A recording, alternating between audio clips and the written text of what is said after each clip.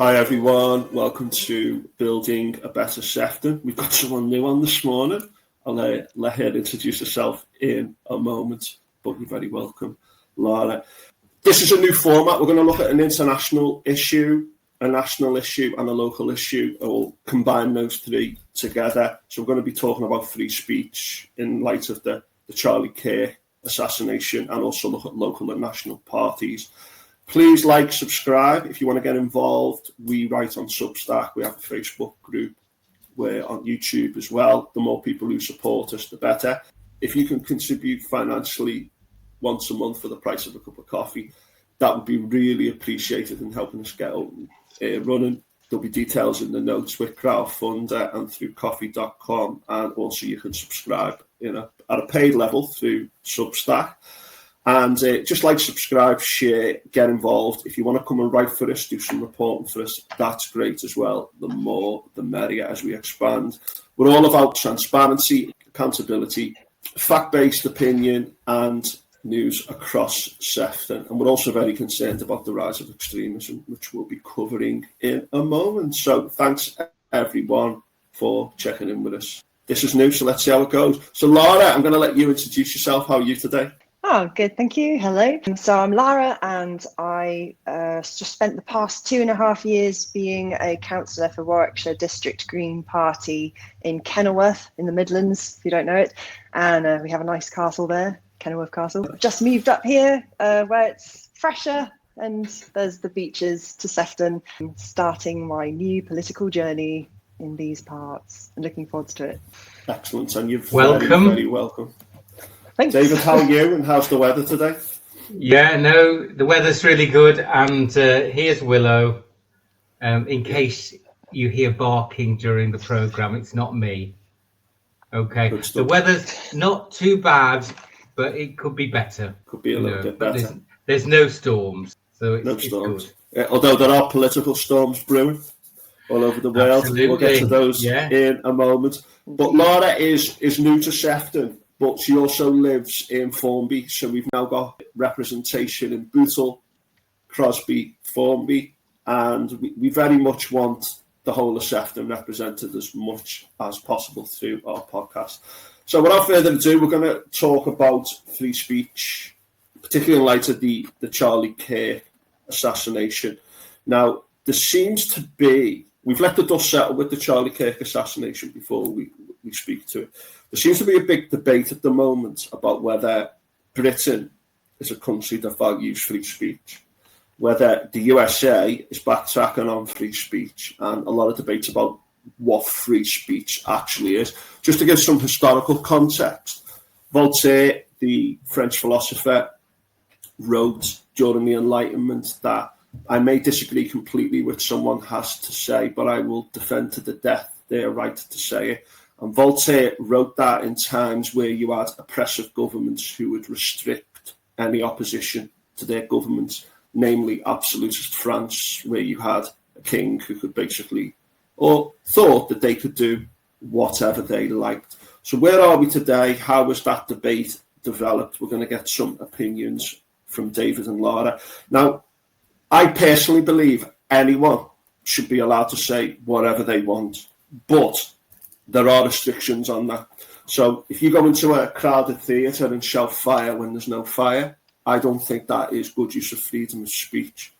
I also think that if you encourage people to break the law and to persecute particular groups in society, what might be called hate speech, that is overstepping the mark. And that is what we call the UK interpretation.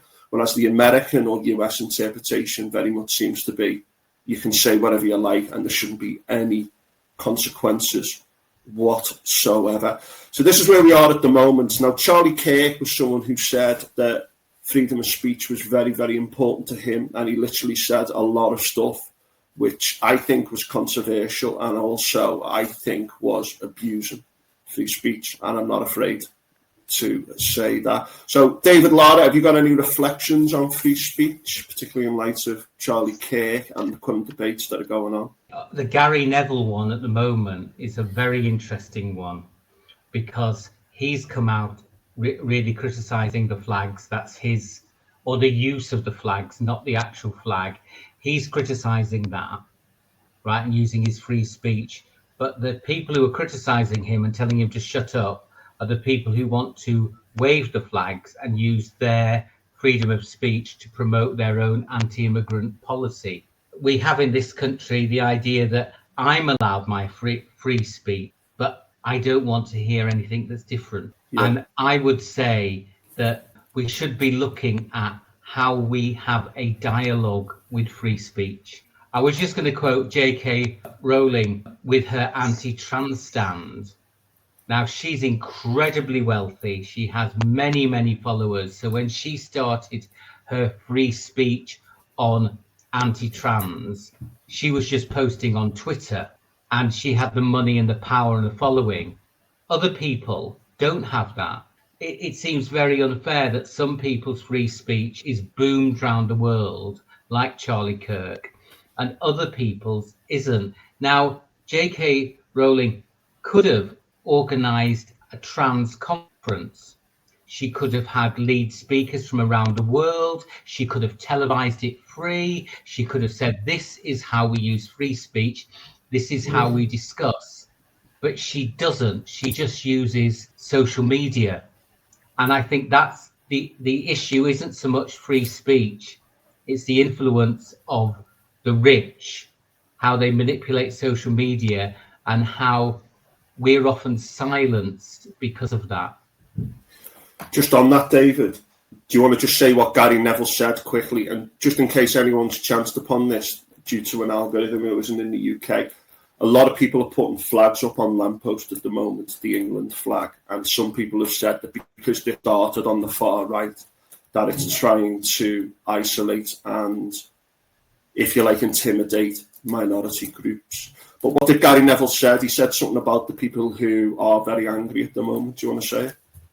Yeah, well, I think also it would be really good if the listeners and viewers actually researched it themselves, because I think that's the trouble. We're relying on a soundbite sentence to get a whole topic.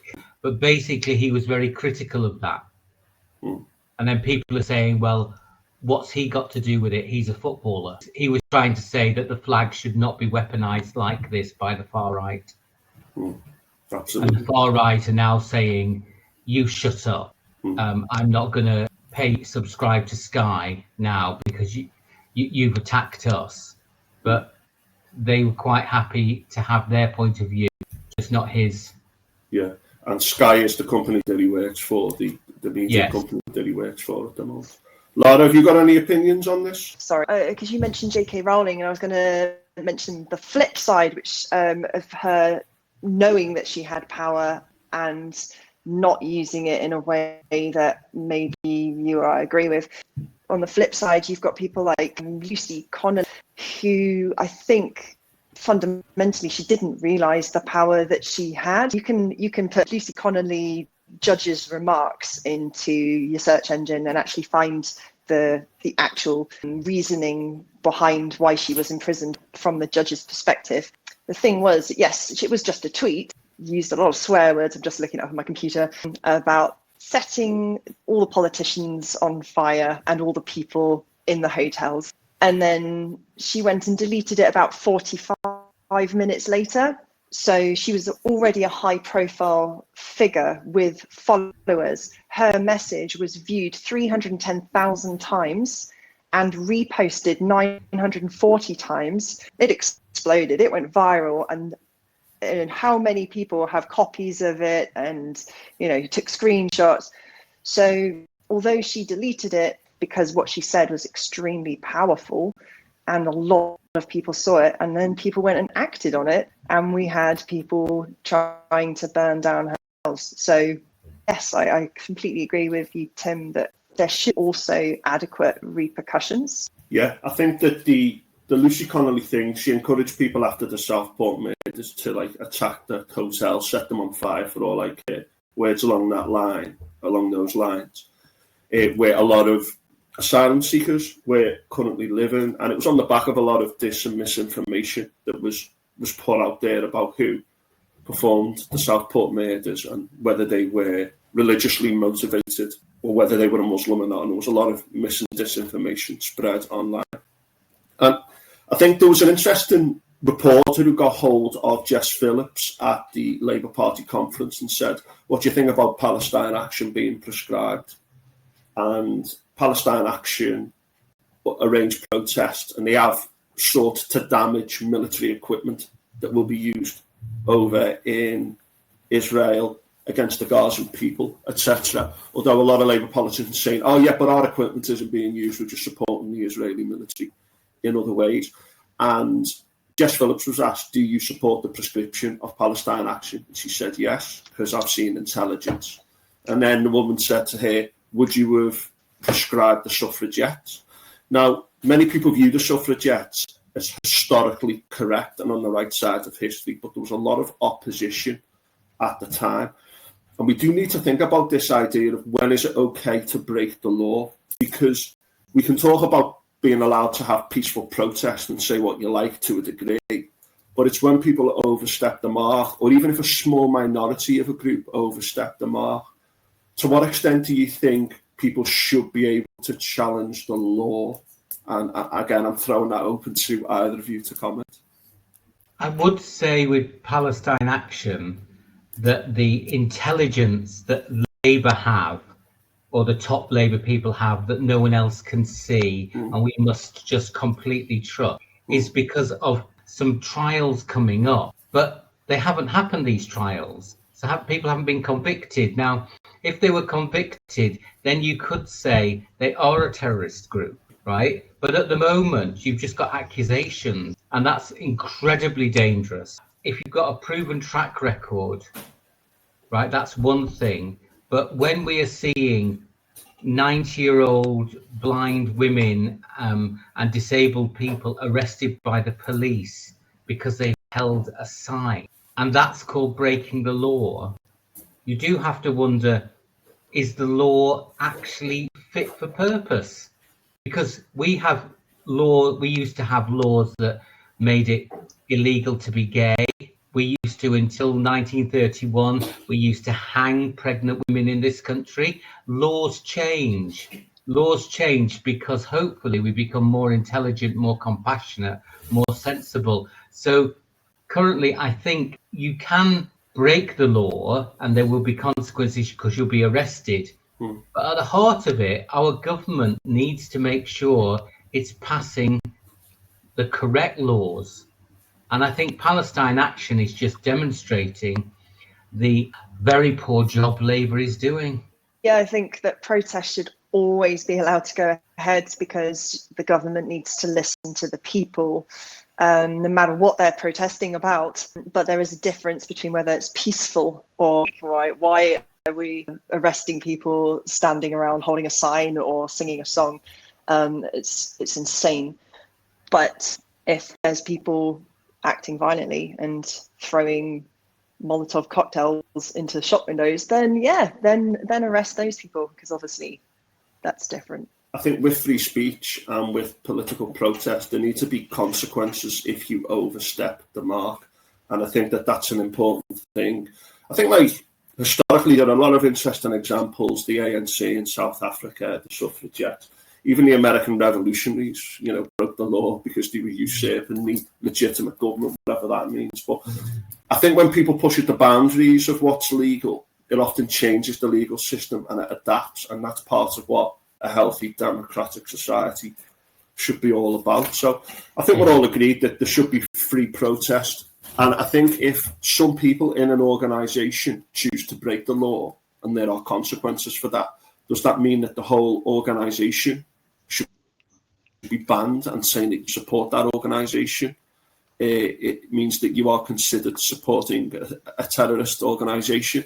It just seems to me that there's a narrative that some things are okay to do and some things are not okay to do, depending on what the government narrative of the time is. And I just want to say as well, I don't want to see what happened to Charlie Kirk happen to anyone. And there was a judge's house set on fire in the US the other day. who apparently is being obstructive to Trump. I read a terrifying article about these far-right groups in the US. And the reason that we look at the US is because they say when the United States sneezes, the rest of the world catches a cold. And it is symbolically meant to represent something. But the free speech thing in the United States at the moment, where my free speech is okay on the far right, and I don't want any consequences, but effectively trying to close down everyone else's. For someone like J.D. Vance to be coming over here saying that you've got free speech issues because someone is not allowed to pray within a certain distance of an abortion clinic, I think is hypocrisy at its absolute highest. And I really don't want us to go down the far right. Our speech is okay, no matter what we say. Yeah. And everyone else will be facing consequences and persecution for anything that they do, because that seems to be what's happening in the US at the moment. I was thinking about what free speech is, and I just wrote a little thing out that free speech at the moment, it seems to me, free speech is fine as long as you're white, Christian, strictly gender supporting, pro-embryo, homophobic, flag-waving patriot, preferably male with one X and one Y chromosome, and if possible a gun to keep all the other types quiet. That just shows that with freedom of speech, that's what free speech seems to be.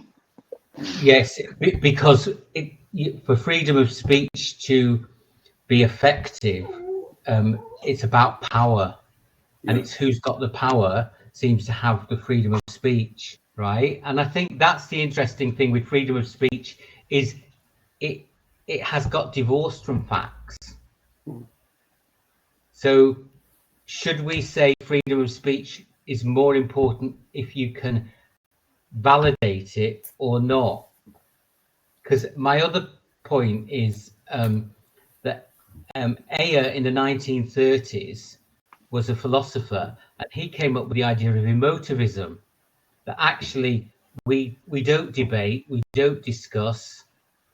Every comment we make morally, we either boo or hurrah it, and that's it. So stop the boats, some people cheer, some people don't. Get Brexit done, people cheer, some people don't. And that's the whole intellectual reflection. So where we think people think about things, they may not. It's just their emotional instant response. And is freedom of speech dangerous because it's going into that arena rather than it's going into an arena of reflection, discussion, etc.?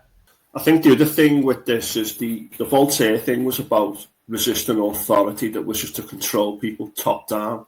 And it's this thing on the far right is, right, let's use freedom of speech to attack minorities. They have this idea that there's a liberal elite.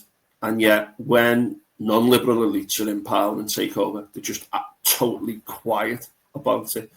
And I think that the last 10 years, someone like Elon Musk threatening, saying that we should overthrow the British government. The British government saying people have got the right to march, protest peacefully. These far-right marches, anti-immigrant marches or whatever, that's fine. Elon Musk has got freedom of speech. And yet on the other side, that's not extended. And I think social media, algorithms, the rise of Trump, Brexit in this country, the willingness of certain people on the far-right, like Nigel Farage, to just lie and lie again. Nothing else matters other than their power. And the whole anti-minority thing is all that matters. And just people can come back and comment about that. But I just want to say a lot of local Facebook groups in Sefton, supposed news groups I've noticed, are toxic. And there's a lot of very far-right content on there. You often hear the freedom of speech thing cited. I've put articles on some of these and not got them published.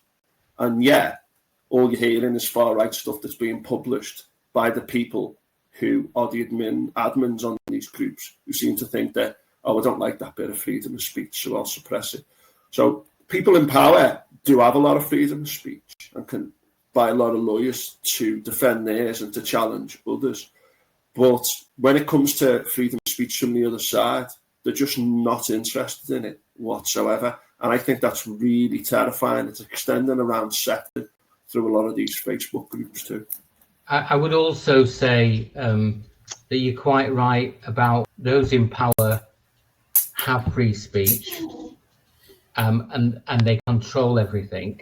And also, it's interesting how we've had the rise of these people using social media, that it is the weapon. Okay, I'm trying to pick up the dog because she's having free speech. Good. And, we'll leave that in as well because we think animals should have free speech too. Yeah. Before we maybe move on to look at the political situation in Sefton with the political parties, does anyone else want to say anything about the free speech issue? One thing I was thinking is a architectural term for doors, when you have double doors, called passive left, active right. It's because most people in the world are right-handed, so you have double doors where the right door is the active one that you're opening with your right hand. Our right tend to be more active or more vocal, and they tend to have these caricatures representing them like Farage or Charlie Kirk or Trump or Boris Johnson. And then on the left, you've got your more passive type people. They're gentler, they're quieter. You've got the Nelson Mandelas and the Gandhis and Bernie Sanders and the Greens. And I think that's part of the problem, is that those quieter, passive left voices don't get heard over the massive, in-your-face, active, right-wing caricatures. Yeah, I think that's spot on. And I also think that the money that a lot of oligarchs are putting into things like GB News, Talk TV, the right-wing press in the UK, the United States, some of the media over there is just absolutely terrifying. And I was in France last year, and I remember flicking through all the channels. I can't speak French. There was loads of talking heads channels, like about 7 or 8 with people just talking. They had elections coming up. And I remember thinking, what's up? Anyway, I got home and I read in the newspaper that apparently a lot of oligarchs are putting money into channels that have just got talking heads who are anti-immigrant and anti-Muslim. And I thought, oh, that must be what these channels are just regurgitating day in, day out. And what it does is it completely deflects from the idea of wealth taxes and reform and the climate crisis, which is now apparently all made up. And that's what a lot of those papers and those channels in this country are parroting. And it is a huge distraction piece.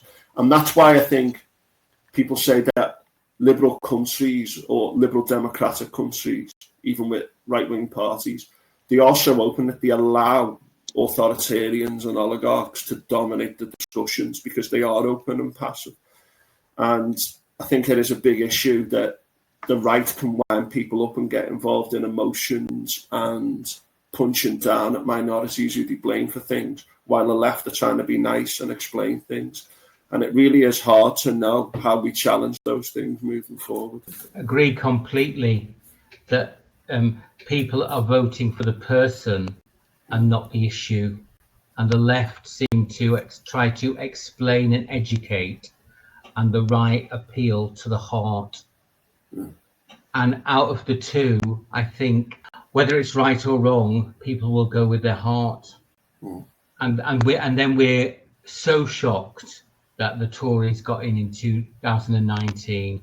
We're so shocked that people are going with reform. But it is that emotivism, it is that boo hurrah, and it is figures that are just making sure that, you know, those sound bites. I mean, the BBC, Lara Koonsberg, is it? Right? Yeah. I mean, she's interviewed everybody except the Greens leader. The BBC is state funded. So you would think the BBC, with taxpayers' money and freedom of speech, how difficult is it to say, let's interview each leader when they have a conference? And the BBC have said no to the Greens. One of the other big things, just briefly, is that a lot of people on the right seem to think that the BBC is some woke left-wing organisation, when in fact it's quite a conservative organisation. Has a lot of both sidesism. It's trying to pander to the far right, and it's been taken over by a lot of people who have got conservative connections. It's like this crazy conspiracy theory that the BBC is some woke left channel, or or organisation. It's absolutely ridiculous. But again, it appeals to people's emotions, doesn't it? And also, now you don't need to debate. You say something and I go, oh, you're so woke. Yeah. And that closes it down. So again, it's that soundbite. It's that boo hurrah. You either I love woke. People call me woke. I think I've done my job. It's great. Other people are like, oh, it's so woke. You know, it is about who allows you to speak, because I think the other thing is to say everyone has freedom of speech, unless you can't actually speak. We can say everything. I can carry on talking for 24 hours. It's who will let me be heard. That's the big question. Oh, well, I've had the woke debate many times with my mum, who's on the opposite end of the political spectrum to me, and she frequently uses the term woke in order to dismiss the intellectual argument. And you just can't argue against it, because the moment you complain about anything or try and debate anything, she'll just come back with, you're a snowflake, you're woke, end of discussion, shut down. And I've come back with her with, you know, the dictionary definition of what woke actually means, and how, you know, it's describing someone who's just aware and knowing what's going on in their community, and has been used to particularly relate to racism or social injustice.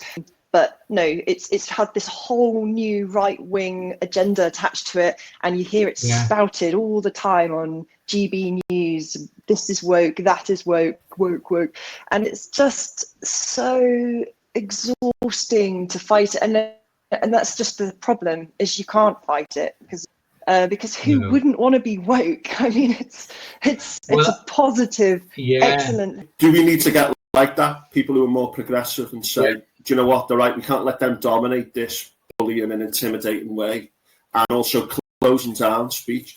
I think woke is such a lazy term. I've heard people use it who should know better. Now, I do want to say there are people on the left as well who like to close down speech and cancel people. And that has been a problem. Yes.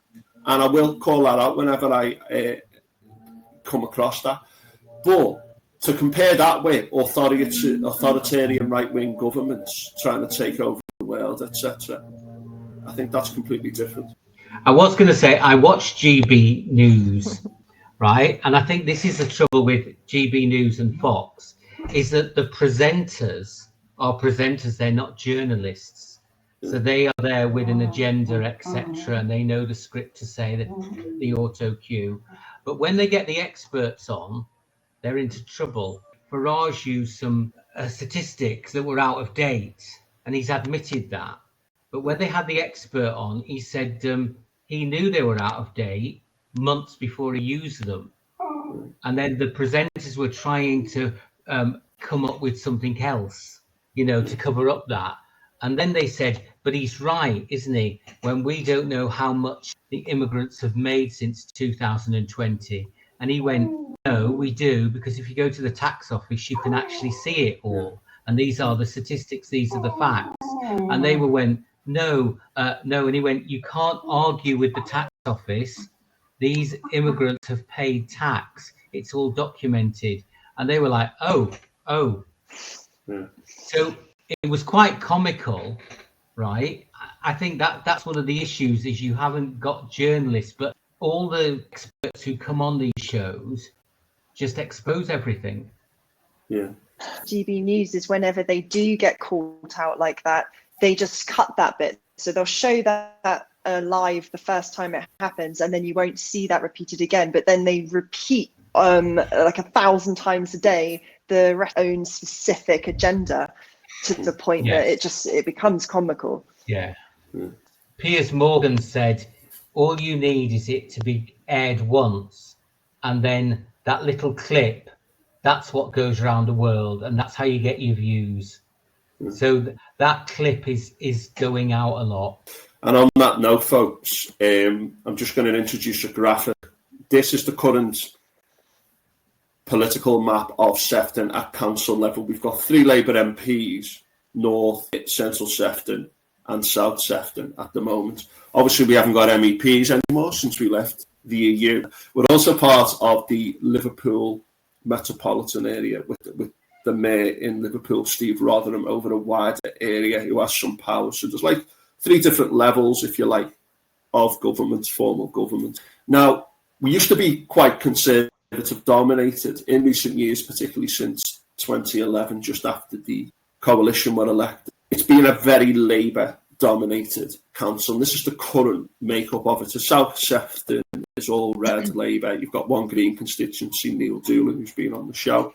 And then if you go into Southport, you can see that North and Southport are Liberal Democrat. You've got the Conservatives on the left side of central Southport, and then you've got Labour on the right side. You've also got, I think, 2 Southport Community Independents. One is Sean Halsall up in Southport as well. And this is the way it's been since 2024. Now, one of the Conservative councillors turned to Reform, maybe with one eye on the elections next year. And one of the consequences of Labour coming in and struggling after people being sick and tired of the Conservatives is that Reform are very much grabbing the national narrative, but also the local narrative. Now, a lot of the local Reform councils that were elected last year are struggling and are basically quite embarrassing. But again, it's that national narrative and drive of Farage that seems to be dominating. And many people are hitting a Reform sweeping in local elections this year. So this is the current makeup of Sefton. And some people are thinking that maybe Reform are going to do very, very well next year. Any thoughts on the rise of Reform locally and what you think might happen next year? I would say we are the country that when the Tory candidate hid in a fridge, the majority voted him in, right? That's the reality, isn't it? We saw on the TV him hiding in a fridge, and then people said he should run the country. Yeah. That always sticks with me. I think Reform will do well if other people don't do anything. Yeah. But I think if we get everybody out voting, so I think the local elections, you get a 30% turnout. We need a 70% turnout. We need people to come out and say what they want. The trouble is going to be, if Reform are terrible, is Labour doing any better? Are the Liberal Democrats, are the Greens, are the Conservatives? What are their policies? What are they doing? And I think that's the thing is, if you get your message out, you get it clear, and then you motivate people to vote, it will be very different. But I think if we keep the status quo, people will vote for Reform because they'll think, why not give them a go? Why don't we give the 5-year-old a go in the car? Give them the keys. They can't do any worse than the 7-year-old who's had the car. But with the fridge thing, wait and see with this country. Just that graphic that's on now, one of those Conservatives of the 4 has now become Reform. And then the rest pretty much stands. Lara, what are your thoughts about Reform and their national and apparent local rise? I mean, for me, it's hard not to be incredibly biased. I mean, obviously, I'm a Green Party person. I have previously been a Green Party councillor, so my views are going to be sitting in a very opposing realm. Aside of that, I'm also a second-generation immigrant. I'm married to an immigrant. My child is a second-generation immigrant. And Reform's policies on immigration are terrifying for me personally. So if they are to get in, they're going to extend the amount of time that you have to live in the country before you can apply for citizenship, which would potentially impact us. And they're looking at deporting immigrants literally from anywhere. So, I mean, I think that a lot of people who are voting for Reform, they have this image in their mind of what an immigrant is. And it's this person who, it's like some young man with dark skin who's just arrived on a boat.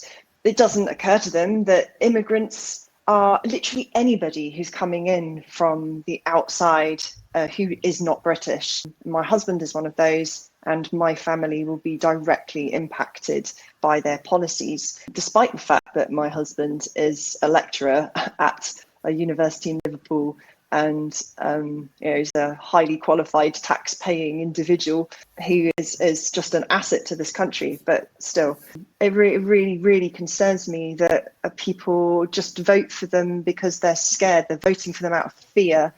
They're not voting for them with any thought. Yeah, and I think that the other issue with the whole reform thing is, as David said earlier, the Conservatives really damaged the social fabric, the economy of this country.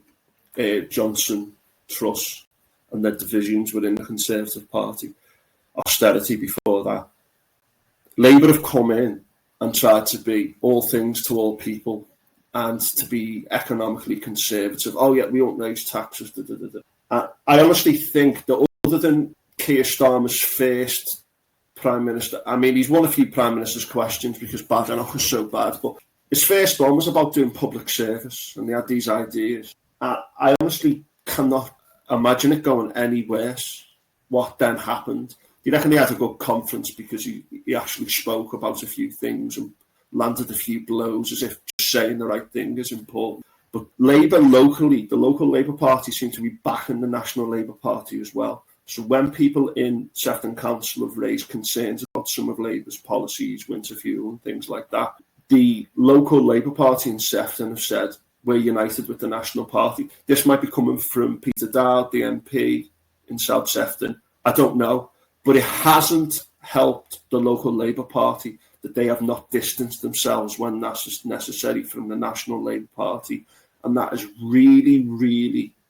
I can't tell you how much opposition to the winter fuel changes there were on the local Facebook groups. And what a self-inflicted wound that was by Labour, but also by the local Labour Party by not distancing themselves and then looking like fools when Labour changed it. So for me, the local Labour Party are behind the National Labour Party when instead they could distance themselves a little bit if they wanted to. And I think that's not helping Labour locally either. I would say that there is a very strong anti-Labour feeling in Sefton because people are still not happy with their lives, the poverty, the employment prospects, etc. And, they're looking for answers. So the answers need to be changed. So I would agree that Labour, if they're going to be re-elected, needs to do a lot more than just rely on the traditional vote. Yeah. Because people are thinking, well, you've been in power. We've had a whole Labour majority for many, many years. And I think, sadly, I go back to this emotivism. If things are bad, people want change. They boo or hurrah it. That's it. They don't look any deeper. Because I'm worried about the education policy of reform.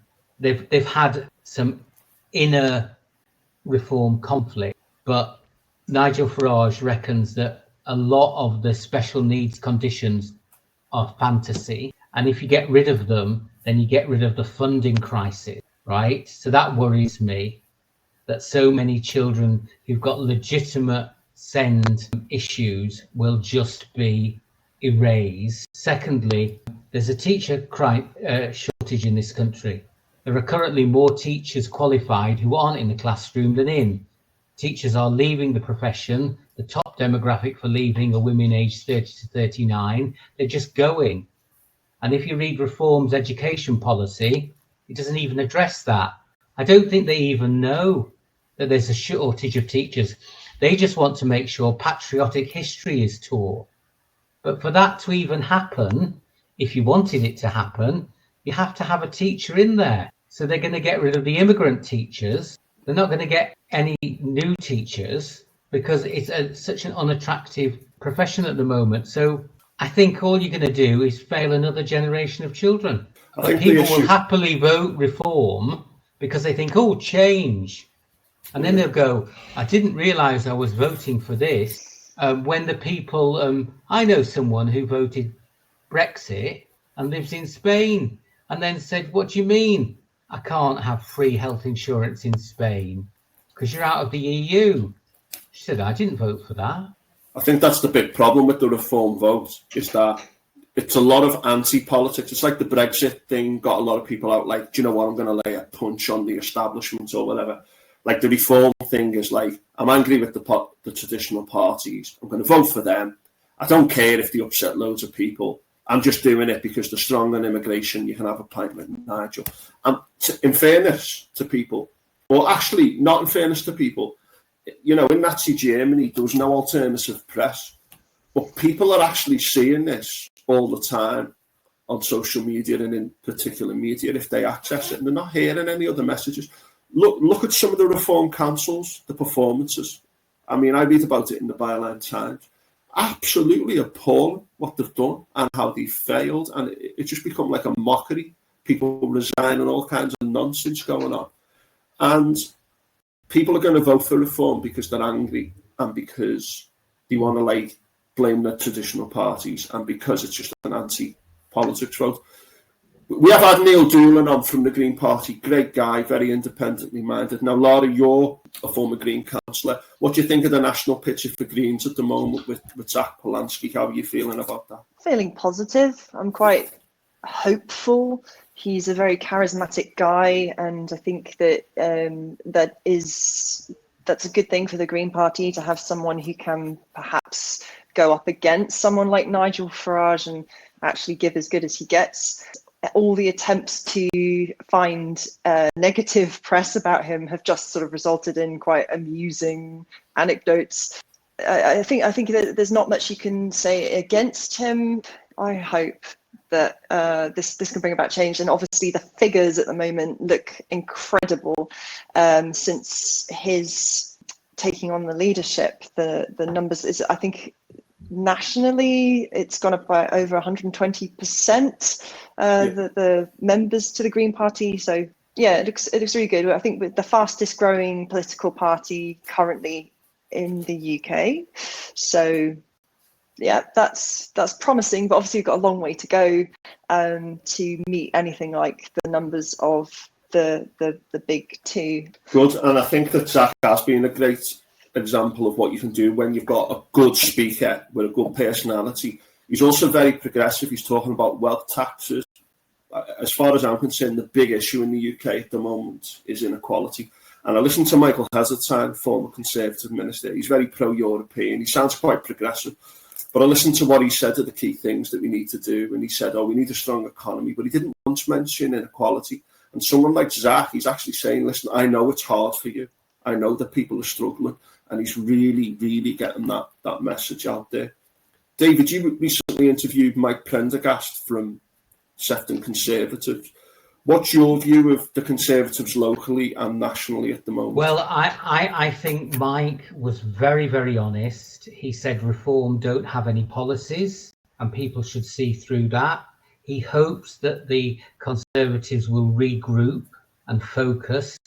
And he is one for the economy, right? Grow the economy, because then everyone's got jobs, everyone's happier, etc. Happy people don't cause conflict. He wants the councils to do less. He didn't think they should have bought Bootle Strand. They should have just focused on council things, right? But he did say that two things I remember from this interview. One, he said the Liz Truss debacle was embarrassing. The party did themselves no favours. The infighting, how they handled it all, was just dreadful. And then he said, whether you're right or wrong, when it comes to the polls and people vote, the vote has the final say. Mm. And he said they didn't want the Tories last year because democracy, in the end, is the vote. The majority go with Reform, then that is democracy. Yeah. What are your thoughts about the National Conservative Party at the moment? Because Kemi Badenoch seems to be really struggling. Well, they're really low in the polls. I think two things. One, spelling the word Britain is not difficult. If you're watching, just everyone got a goodie bag if you went to the Tory conference, and it was all about how wonderful Britain was, but it was spelt wrong. I think she is there as leader because she is this feisty character who people say, if I need someone in my corner, I want a feisty character. However, I don't think she has the tact and the intelligence to actually lead her party. And I don't think her party want her. Yeah. Because usually the big talks at the conference are actually how they're getting rid of her. But no one wants to get rid of her yet. But I don't think she's doing any favours at all. I would say that the traditional Tories are very divided. And then, of course, you've got the career politicians at Westminster. Lee Anderson's gone to reform, etc. They're driven by money and power. So you've got the Westminster, I call them the gangs of Westminster, the ones doing the wheeling and the dealing for their own financial empires. And then you've probably got the ordinary Conservatives who have a different view. This could be the trend. Boris killed off the Tory party. Keir will kill off the Labour Party. Nigel will kill off Reform. Where do we go then? Terrifying. I think that the Tories are in free fall. Obviously, she's a culture warrior, quite gaff prone, isn't she, Kerry Badenoch? You've got people like Jenrick, who's trying to out-reform, and I don't think that's going to work for the Tories, particularly with they used to be considered someone good on the economy. That's no longer saying it. I thought Mike, you could tell that Mike is a traditional Conservative. He was obviously quite frustrated with the National Party. When it comes to the Lib Dems as well, we've got 9 seats, I think, in Sefton. Let me just check that. Yeah, 9 seats. They're led by John Pugh, used to be the MP for Southport, North Sefton. And they've got Ed Davey. They've got about 70 seats. They seem to be doing quite well. But here's one of the big problems with all this. The Lib Dems, basically, they have less of a whipping system than the Labour and Conservative parties. The Lib Dems are using a bit of NIMBYism, and they're using local debates to win certain seats. And they are a big threat to the Conservative Party. But I think locally, the Lib Dems, I've always found them to be quite sensible people. I remember speaking to Richard Hands and John Pugh and other Lib Dem councillors when I was a teacher up in Southport. We worked with them on certain things, and they seem quite sensible and reasonable people. But is that the problem, that they're not getting that cut through nationally the way someone like Farage is? Are they one of those left or progressive or centre political parties that is nice but doesn't really get that cut through? Any thoughts on that? I think it's their legacy.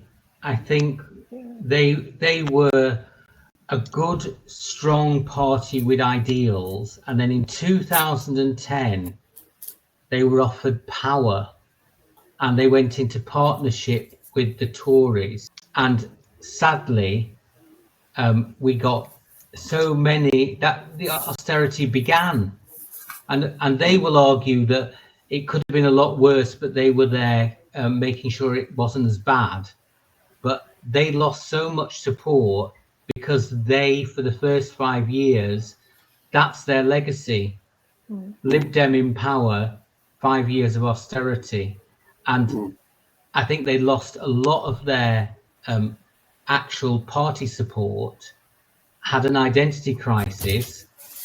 And now, lovely people aspect, I don't think, right, that the Lib Dems, if they're going to recover and be a real political voice, they need incredibly charismatic, strong leaders, and they need to sell their message to the public.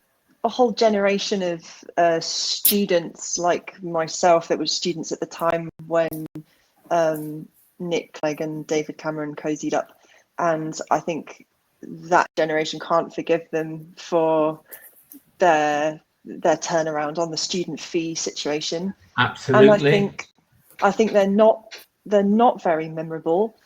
They are a little bit just a party of meh. Yeah. I think Mike Prendergast, John Pugh, Sean Halsall of Southport Community Independence, Neil Doolan. We've had the leaders of those three. I know Neil's the only one. Sean's come on. We're hoping to get a Lib Dem on soon. The Conservatives have been on. They've got a very important job to do in holding such a big majority party to account, particularly on scrutiny committees where Labour can dominate even the scrutiny as well. So they've all got a very important job to do locally. People tend to vote on national themes. South Sefton has always been a very strong Labour stronghold. But I think what you've hinted at there is how Labour and the Lib Dems, they haven't really got that kind of zest or drive or popularity that the Greens seem to be able to tap into at the moment, even though they've got quite low seats. Is the big danger the threat of a divided vote on the centre-left that allows reform even in local elections? So I know that Ralph James, who's a friend of the podcast, stood as an independent up in Sefton Central last year, and Labour on tone in the general election. But there were thousands of votes for the Lib Dems, thousands of votes for the Greens. The Conservatives had a half-decent turnout, I think.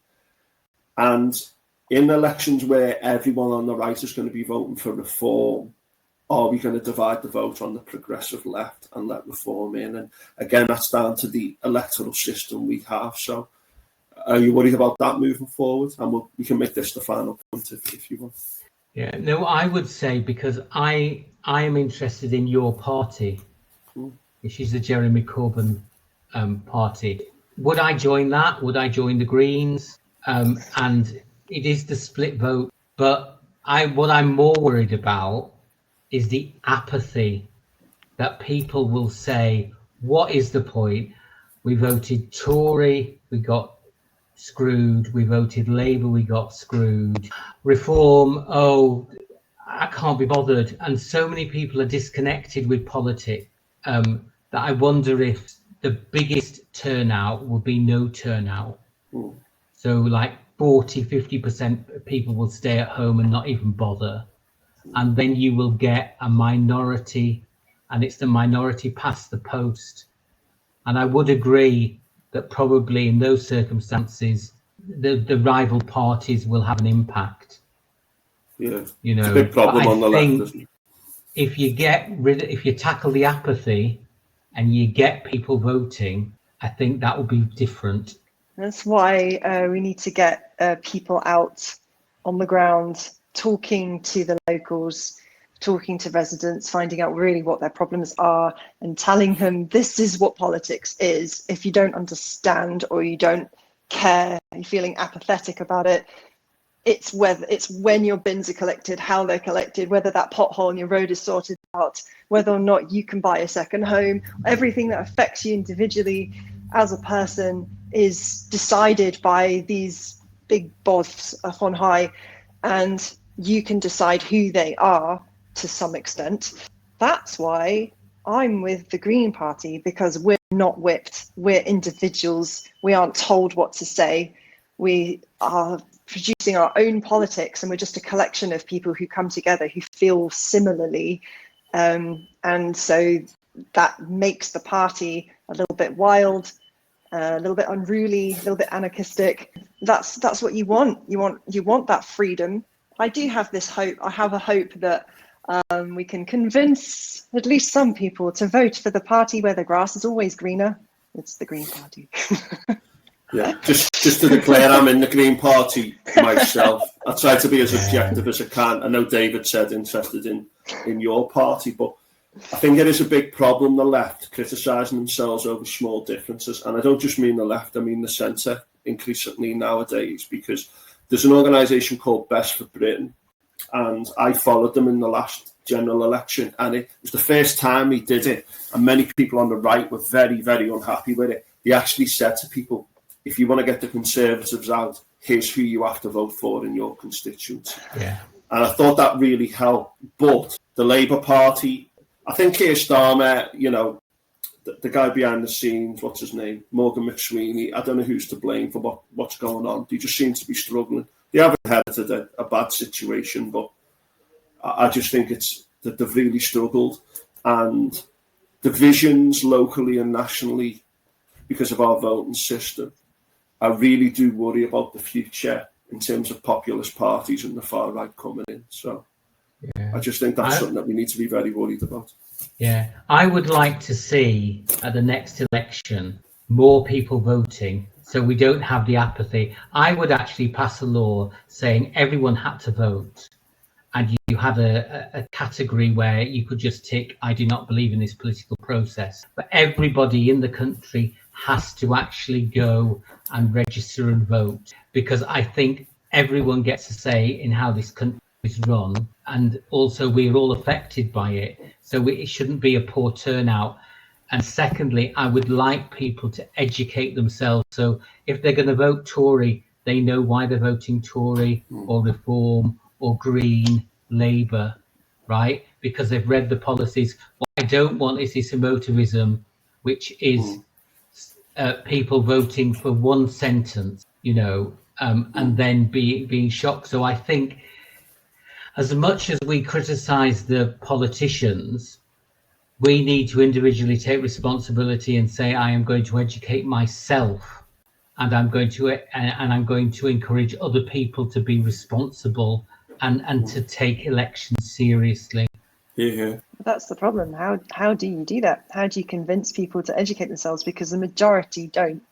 The majority of people do not read the policies. They say, oh, I'm voting Labour because I've always voted Labour, because my dad voted Labour, etc. Yeah. Have the difficult conversations, do it with patience, ask more questions to the people, and do that. It's draining and it's difficult, you know, because getting back to the free speech, if people want to vote Tory, right, then we have to respect that. We might disagree with them, but we have to respect it, right? But we need to make sure that people aren't voting out of ignorance.